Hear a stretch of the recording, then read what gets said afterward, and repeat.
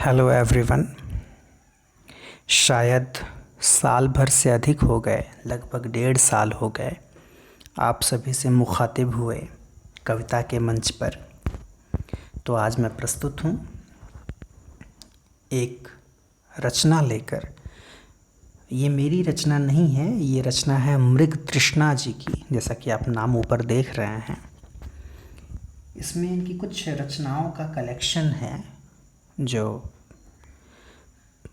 Personally मुझे काफ़ी पसंद आया, तो मुझे लगा कि मैं अपनी आवाज़ में इसे आपके सम्मुख प्रस्तुत कर सकता हूँ। गौर फरमाइएगा। पहली रचना है इनकी बुद्ध से। सुनते रहने से आज तक संसार में कोई कायर साबित नहीं हुआ। आँख मूंदने से ध्यान लग ही जाए ज़रूरी नहीं। कह देने भर से दुख भारहीन नहीं हो जाते। जी भरकर नाच लेने से नहीं लगा करते खुशियों को पर। मौन धारण किया तो लगा जैसे बुद्ध पेट में हो। स्त्री के पांव हो सकते थे प्रकृति की सबसे ज़रूरी चीज़। उसके तलुओं पर लिखा जा सकता था सभ्यता का पूरा इतिहास। उसके नींद में डूबे अंगूठे की ताक में रहते थे बुद्ध कि जा सकें लेने को सन्यास।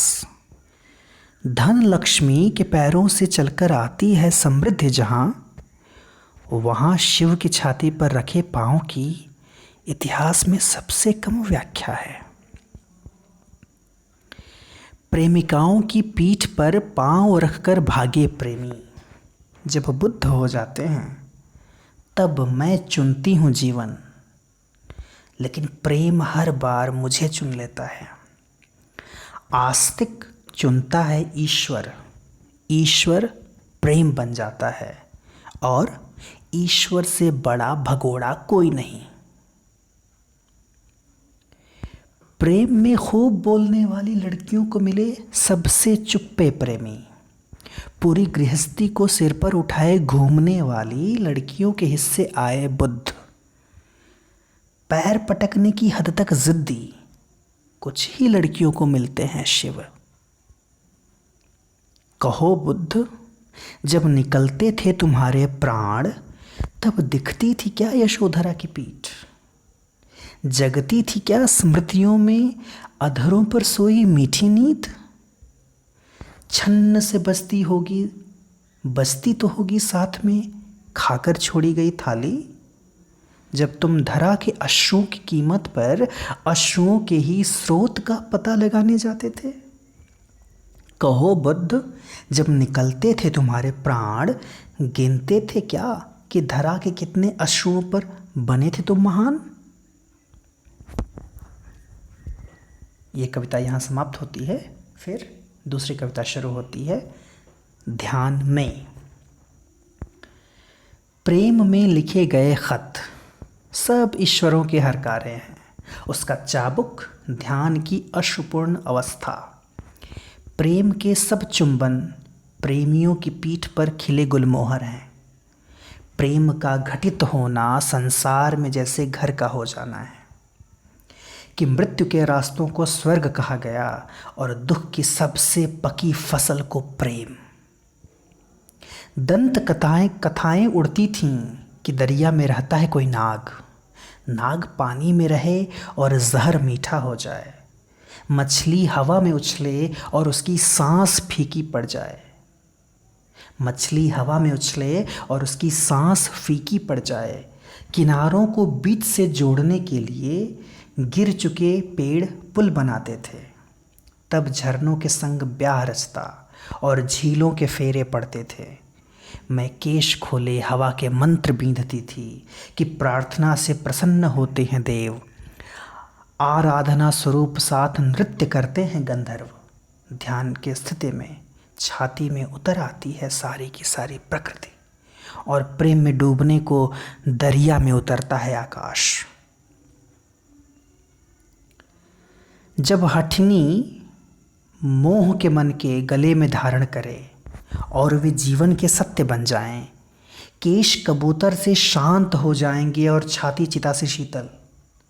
जब तुम अपनी दोनों आँखों से झांक सकोगे मेरे भीतर की तीसरे नेत्र की उपस्थिति को, तुम्हारे समक्ष बैठी मेरी प्रतीक्षाएं जब कट कट कर गिरने लगेंगी, तुम चुन सकोगे उन्हें मेरे होशो हवास में रहते हुए। और जब हम संसार के ध्यान से उठ खड़े होंगे तब भी दुनिया को ख़त्म करने से पहले तुम्हें अंतिम बार करना होगा प्रेम।